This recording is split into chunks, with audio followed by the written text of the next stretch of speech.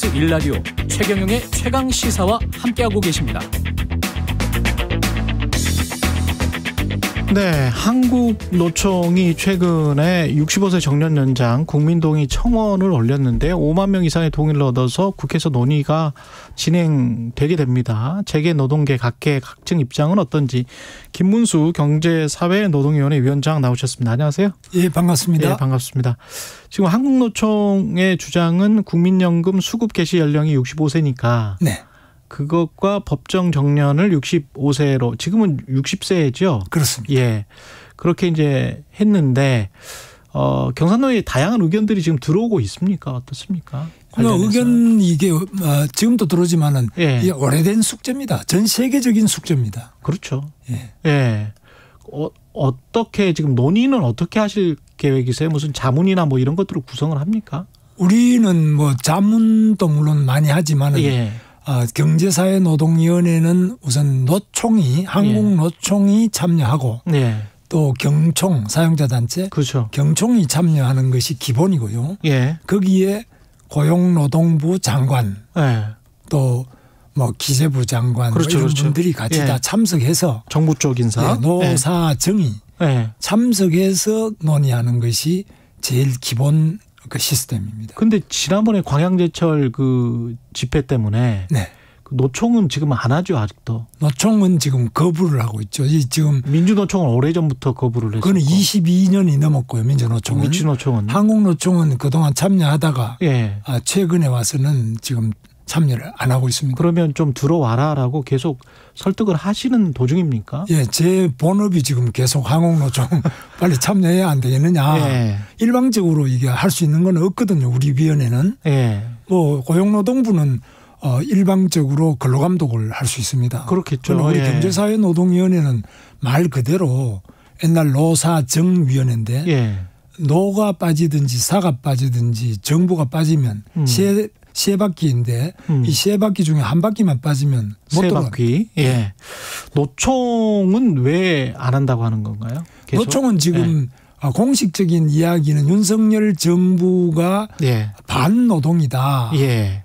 반노동 정부다. 예. 예. 노동조합에 아주 지나치게 노동 존중을 안 하기 때문에 노동 탄압을 하고 있다. 예. 탄압이다. 그들의 주장은 노동 존중을 안 하니까 노동 존중을 안 한다. 노동 존중할 때까지 하겠다. 그런데 뭐 저는 뭐 꼭 존중 안 하는 게 뭐 있느냐.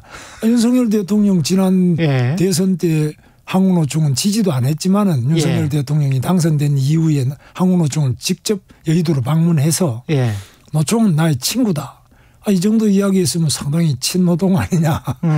뭐 그런데 뭐 그 뒤로 여러 가지 그 과정에서 이렇게 된 것 같습니다. 금속노령 그 막누농성 강제 진압 사건 그게 이제 가장 큰 촉발이었는데. 그거하고 노동조합의 조합비에 대한 회계장부의 표지 속지를 한 장 내라 이렇게 됐죠. 그거는 뭐 수사를 하고 있는 건가요 지금? 그거는 어떻게 되는 건가요? 수사는 아니고 표지와 속지를 내지 않기 때문에 회계장부를 제출하지 않기 때문에 노동조합원들의 조합비를 낸 것이 연말정산 때 세 공제가 되잖아요. 공제가 되죠. 세 공제에서 제외하겠다는 그런 입법 예고를 해서 지금 10월 1일부터 시행이 됩니다. 그거는 시행되는 거예요? 네. 그러면 그런 것들을 좀 유연하게 전략적으로 할 수 있는 방법은 없을까요? 저도 계속 끌어들이기 위해서? 제가 계속 말씀을 드리는데 이거 이러이러하다고 이야기하는데 노총은 또 노총대로 자기 조직의 내부의 결정이 필요하지 않습니까? 그렇죠. 노총 위원장 김동명 위원장 혼자서 이렇게 결정 딱 하기는 지금 초선이 아니고 이제 재선 노총 위원장입니다. 저는 재선 노총 위원장이니까 좀 더 결단성 있게 해 주십사 이러는데 그 내부 논의 구조가 복잡해요. 그래서 강성도 있고 또 하자는 사람도 있고 뭐 이렇게 복잡합니다. 알겠습니다. 65세로 통일하자 이 주장과 관련해서는 어떻게 생각하세요? 65세 이상으로 일을 많이 하는데 우리나라의 고령자들은 세계에서 가장 가난하고 가장 일을 열심히 하고 있고 다 취업을 하고 있습니다. 그런데 이제 노총이 이번에 입법 청원을 낸 거는 정년을 65세까지 늘리자. 현재 60세를 65세까지 5년 동안 정년만 늘리자고 법안을 내는데 예. 그러면 65세까지 정년을 늘리면 임금을 피크제로 해가지고 뭐 임금을 좀 이렇게 낮추면서 정년을 늘리자 이러면 대화가 되잖아요. 그런데 지금 우리나라는 연공급이기 때문에 60세보다는 61세가 호봉이 또 올라가고요. 그렇겠죠. 62세 또 올라가고 계속 임금을 상승하면서 정년 또 65세까지 5년 늦추자. 그러면 기업이 견디지 못하죠. 기업 입장에서는 받아들일 수가 없을 거고. 예. 그러면 그것이 어떤 균형점 합의가 되는 어떤 상황이면 충분히 정년 연장을 해도 무방하겠다 그런 입장이신가요? 그렇습니다. 정년 연장 방식이 아니고 이제 일본의 경우를 보면요. 일본이 바로 이 정년이 길고 또 수명이 길잖아요. 우리는 지금 더 길게 나가고 있습니다만. 그런데 일본보다도 사실상 우리나라 고령자가 더 열심히 일하고 있습니다. 더 가난하고요. 왜냐하면 아무 노후 보장이 안 돼 있기 때문에 열심히 일하고 하는데 정년 연장이라는 것은 기업이 예를 들면 제일 좋아하는 것은 누구냐면 공무원, 그다음에 대기업, 그렇죠. 공공기관 이런 사람들은 노동조합 조직이 거의 한 80% 가까이 돼 있는데 조직률이 높아요. 그런데 이 공무원들이 지금 60세인데 65세까지 계속 올라간다. 그러면 찬성하겠죠. 당연히. 청년들을 첫째 못 뽑잖아요. 그럼 청년을 안 뽑고 나이 든 사람만 계속 65세까지 늘린다. 뭐 KBS 마찬가지죠. 계속 65세 정년되면 젊은 사람들 못 뽑을 거 아니에요. 기자나 아나운서 못 뽑으면. 그럼 이게 거기다 봉급은 또 계속 올려준다. 이럴 때 이 과연 기업이 유지가 되느냐. 또 정부가 이 예산을 어떻게 감당하느냐. 이런 애로사항이 있습니다. 그런데 이제 중소기업 있지 않습니까? 영시한 중소기업은 뭐 나이 20이고 30, 40 들어오자마자 며칠 만에 다 나갑니다. 정년까지 있는 사람이 별로 없어요.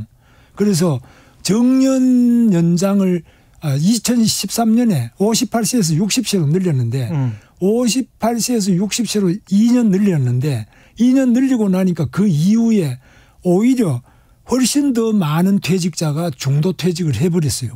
왜냐하면 너무 임금이 계속 올라가니까 중간에 압박을 받아가 기업이 유지를 못하니까 중도 퇴직자가 더 늘어버렸습니다. 어느 정도 늘었냐면 경총의 발표에 의하면은 오히려 정년 연장한 다음에 76%나 중도 퇴직이 늘어버렸어요. 근데 지금 말씀을 쭉 듣다 보니까 그런 일본 이야기도 하셨고 그랬는데 가령 이렇게 생각할 수도 있지 않습니까? 가령 임금을 뭐 50% 정도 내리고 뭐 계속 고용을 하는데 기업 입장에서는 하던 일을 계속 하던 사람 능숙한 노동자가 뭐 요새는 굉장히 건강하니까요. 임금을 뭐 30%나 50%나 아주 싸게 주고 기업 입장에서는 고용을 하고 그렇게 되면 청년 고용률이 일본 같은 경우도 그렇고 임금도 그렇고 청년 임금도 그렇고 한국보다 오히려 낮거든요. 대졸자 임금이. 그렇습니다. 그거는 일본은 지금 이렇게 말씀하신 대로 계속 고용을 하고 있는데 오히려 그게 청년 고용이나 청년 임금에 도움을 주는 게 아니고 청년이 뭐 제대로 된 일자리를 못 얻고 오히려 노년 쪽에서는 저임금으로 그냥 계속 일을 하고 기업은 그 과실을 그냥 가져가는 그런 시스템이 영속될 수 있는 거 아닌가요?